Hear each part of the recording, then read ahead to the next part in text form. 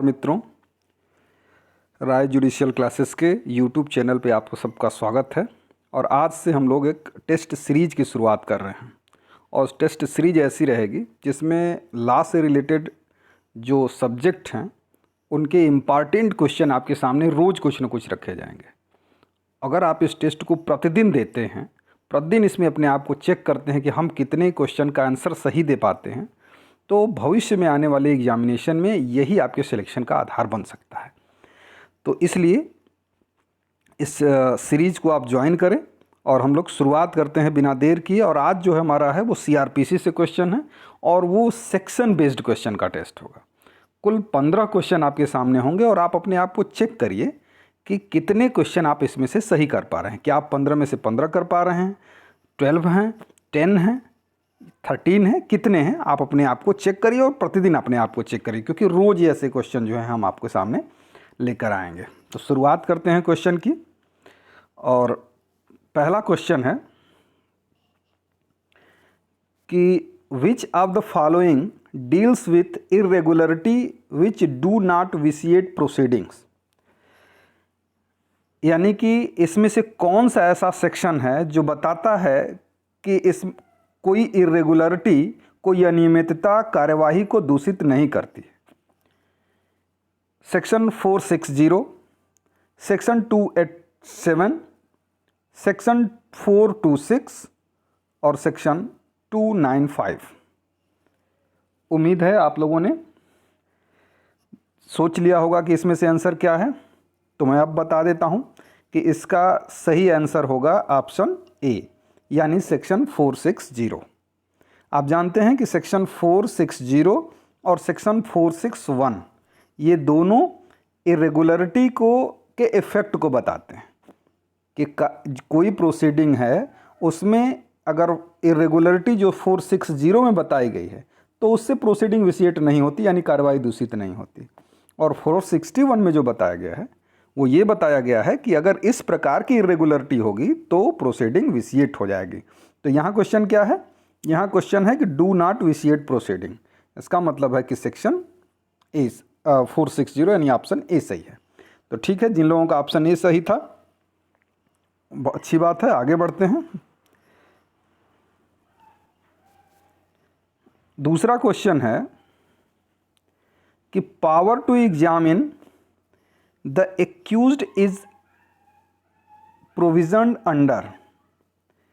Power to examine the accused is provisioned under, यानी कि अभियुक्त की परीक्षा करने की शक्ति किस धारा के अंतर्गत है।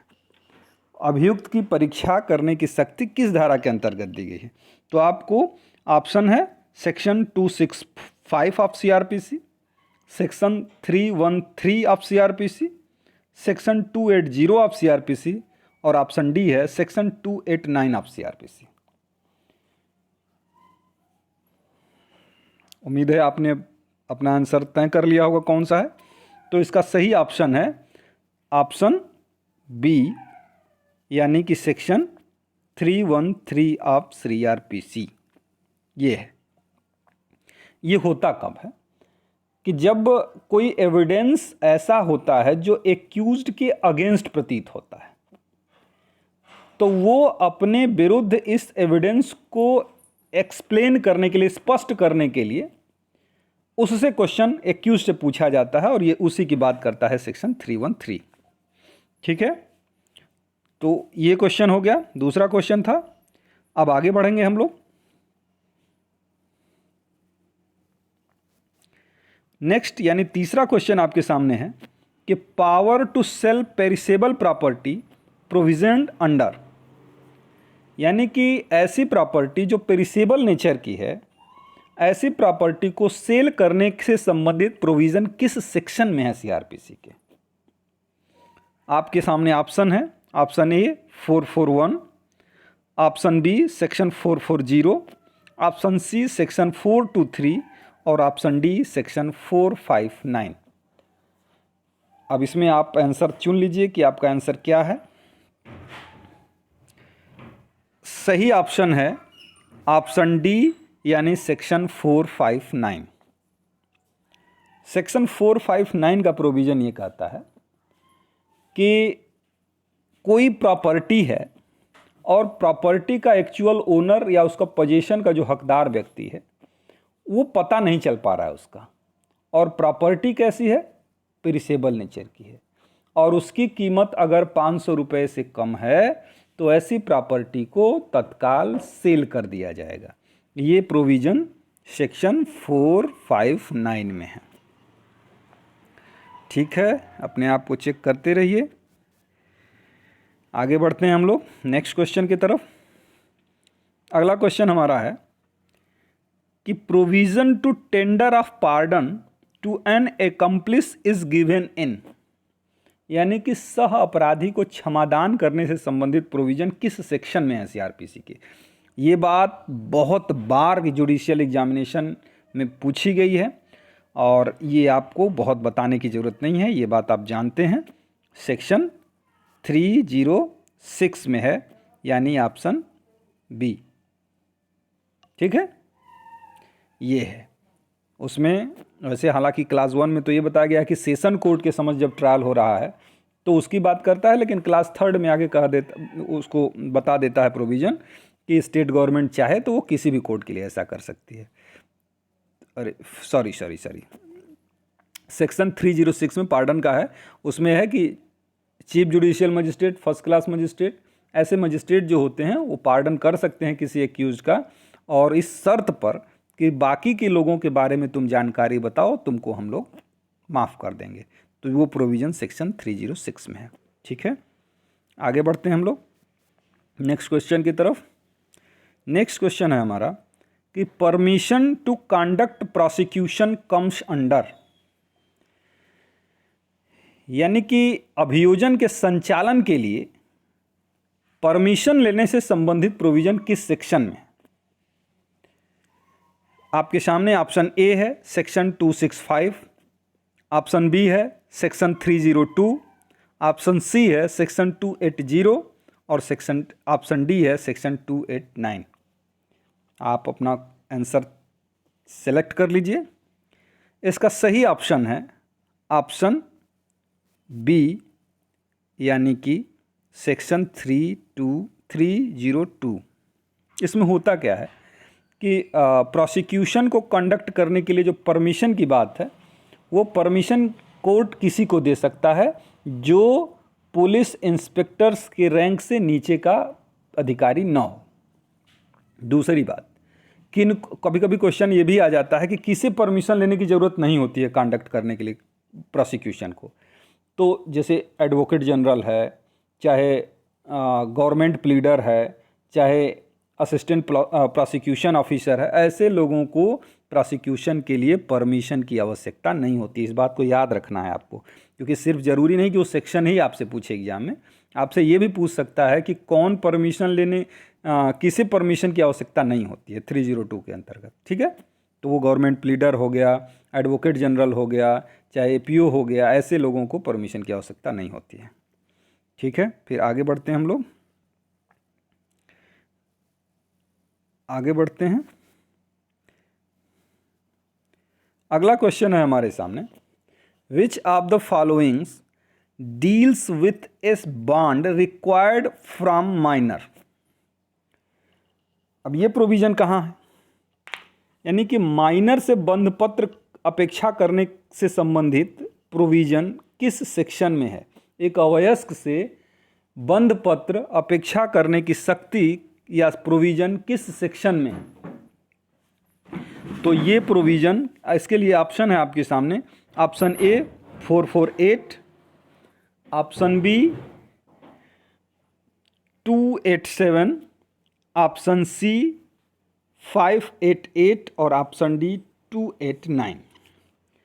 अब आप अपना आंसर सेलेक्ट कर लीजिए। इसमें है सही ऑप्शन ऑप्शन ए, यानी 448, 448 में। 448 का प्रोविज़न ऐसा है कि जहां किसी बॉन्ड को रिक्वायर कोर्ट करता है किसी व्यक्ति से और वो व्यक्ति माइनर है, तब उसके लिए जो श्योरिटी है, श्योरिटी जो बॉन्ड एग्जीक्यूट करता है उसी को वो एक्सेप्ट कर लेता है माइनर के बिहाफ पे। तो इससे संबंधित प्रोविज़न आपको सेक्शन 448 में मिलेंगे सीआरपीसी के। तो ये भी क्वेश्चन हो गया आपका। आगे बढ़ते हैं हम लोग नेक्स्ट क्वेश्चन की तरफ। अगला क्वेश्चन है कि appearance by public prosecutor comes under.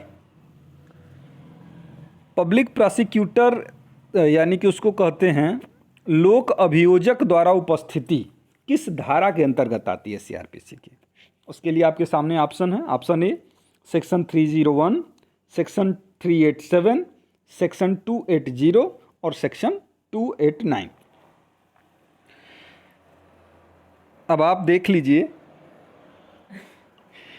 कि इसमें सही ऑप्शन होगा ऑप्शन 301 ऑफ सीआरपीसी, यानी option number A. Option A इसका सही है, यानी 301 में लोक अभियोजक द्वारा उपस्थिति की बात की गई है। अब हम आगे बढ़ते हैं अगले क्वेश्चन की तरफ।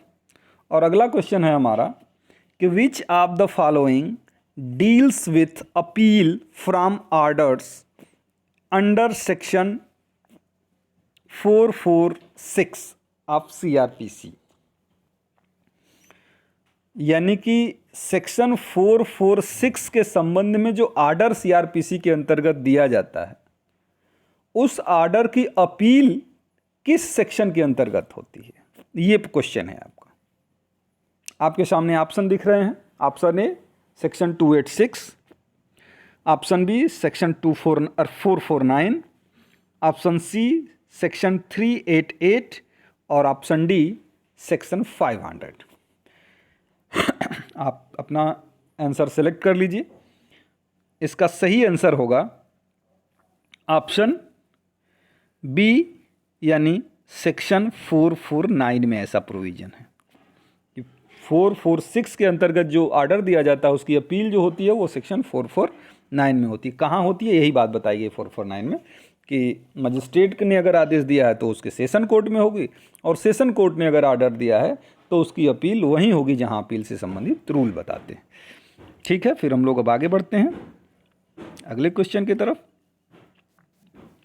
नेक्स्ट क्वेश्चन है कि which of the following provision prohibit a person once convicted or acquitted from being tried again for the same offence.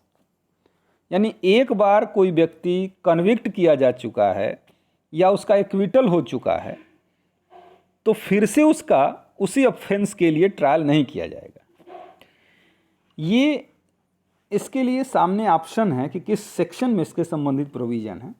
Section 265 option A, option B section 387, option C section 280 और option D section 300।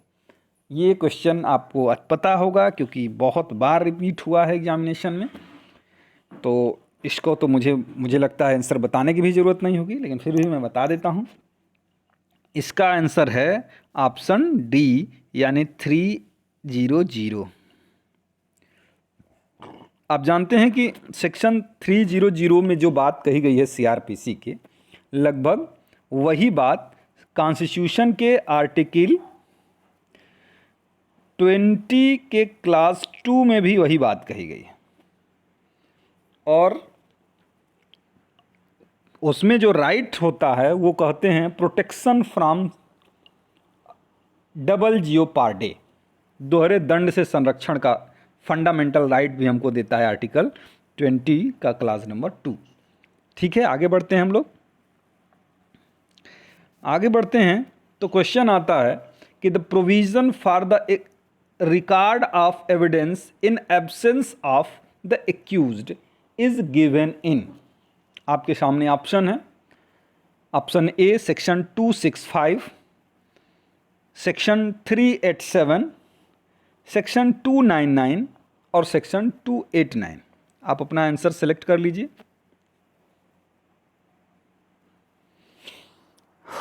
आपने अपना answer select कर लिया होगा। अब हम answer बताते हैं। इसका सही आंसर है सेक्शन 299। 299 में देखिए इसमें है क्या, इसका मतलब क्या है।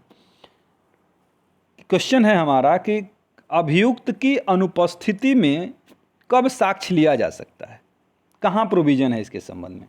तो देखिए जनरल रूल ये होता है कि एक्यूज्ड के अब्सेंस में कोई एविडेंस नहीं लिया जाएगा, लेकिन इस रूल जनरल रूल का एक्सेप्शन 299 भी सीआरपीसी में है, 205 भी सीआरपीसी में है, 317 भी सीआरपीसी में है। तो ये सारे उस नियम रूल के एक्सेप्शन है। तो इसमें से कौन सा सेक्शन ऑप्शन है, ऑप्शन सी जो है 299 है, और ये आपका सही आंसर हो गया। ठीक,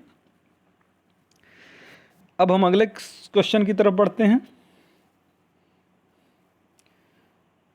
अगला क्वेश्चन है हमारा कि procedure when the bond has been forfeited is covered under section 286, section 446, section 388 या सेक्शन 289। अब आप अपना आंसर फिक्स कर लीजिए कि बंधपत्र के समपहत होने से संबंधित प्रोविजन कहाँ है। यही क्वेश्चन है हमारा। 286, 446, 388 और 289। आपका आंसर क्या है? सही आंसर जो होगा वो ये है 446 of CrPC. Section 446 of CrPC में ऐसा प्रोविजन है। ठीक है, आगे बढ़ते हैं हम लोग।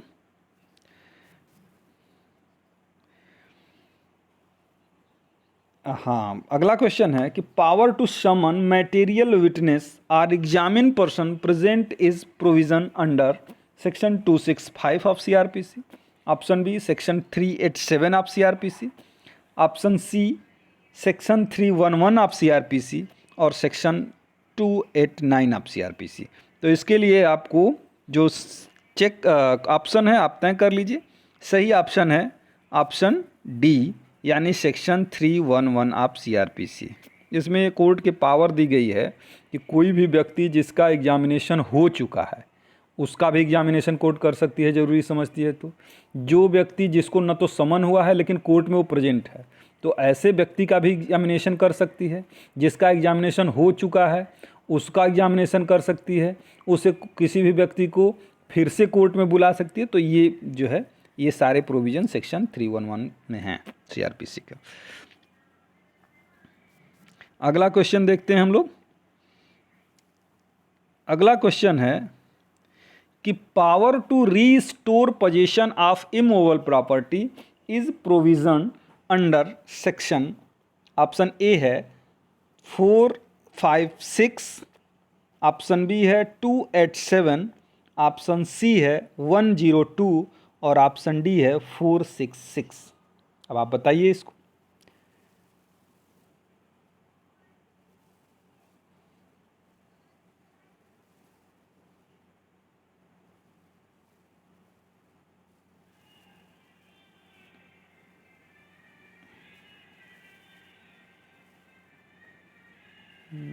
एक मिनट।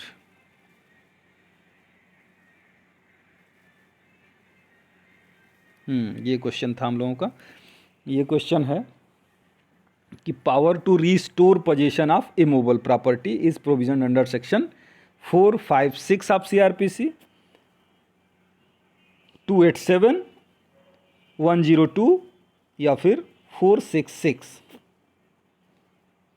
सही ऑप्शन है ऑप्शन ए, यानी सेक्शन 456 ऑफ सीआरपीसी। इसका प्रोविज़न ये कहता है कि जब भी किसी व्यक्ति से उसके पोजीशन से कोई इमूवेबल प्रॉपर्टी फोर्स द्वारा ले ली गई है और वो व्यक्ति जिसने लिया था वो कन्विक्ट कर दिया जाता है, तो वो पोजीशन जो है फिर से रिस्टोर कर दिया जाए, उस व्यक्ति को दे दिया जाएगा जो व्यक्ति उसके पोजीशन का एक्चुअल में हकदार था। ठीक है, तो ये प्रोविज़न 456 में है।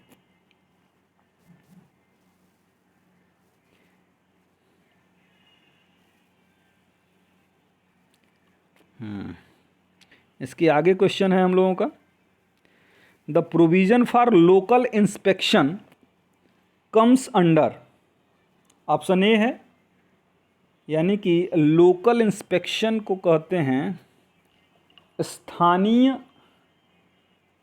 क्या कहते हैं इसको हिंदी में,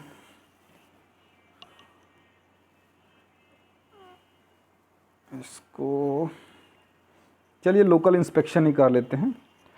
लोकल इंस्पेक्शन से संबंधित प्रोविज़न सीआरपीसी के किस सेक्शन में है? Option A 265, option B 310, option C 280 और ऑप्शन डी 289। आपको पता है, मुझे पता है कि आपको पता है ये बात।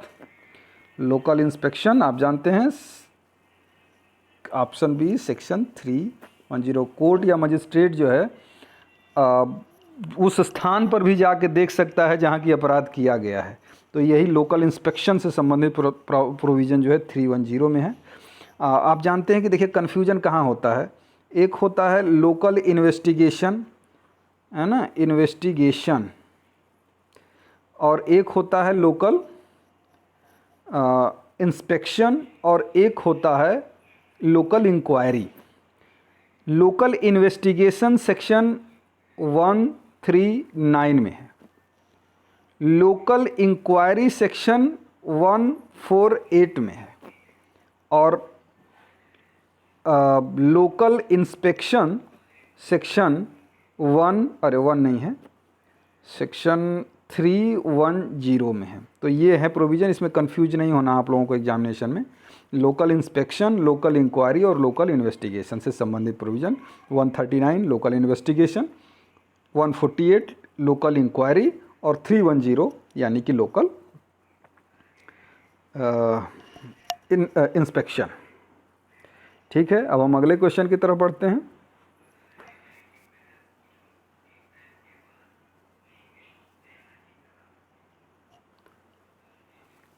अगला क्वेश्चन है कि power to postpone or adjourn proceeding is provision under, यानी कि कार्यवाहियों के स्थगन करने की या रोक देने की शक्ति किस सेक्शन के अंतर्गत कोर्ट को दी गई है?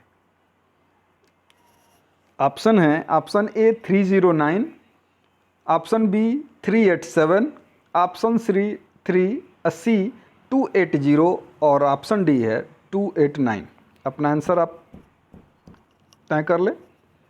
इसका सही आंसर है option A section 309 of CrPC. होता है ना कि 309 का प्रोविज़न यही कहता है कि कोई भी प्रोसीडिंग जब कोर्ट में जाती है तो डे टू डे चलती रहेगी जब तक कि वो समाप्त ना हो जाए, लेकिन विशेष कारणों से कोर्ट जो है उसे एडजर्न कर सकता है, पोस्टपोन कर सकता है और अगली तारीख को सुनवाई का डेट दे सकता है। तो ऐसा है प्रोविज़न 309 में। आगे बढ़ते हैं हम लोग, ये लास्ट क्वेश्चन था। ठीक है, तो कुल 15 क्वेश्चन आपके सामने हमने रखे और आपको ये देखना है कि आपने कितने क्वेश्चन के सही आंसर दिए।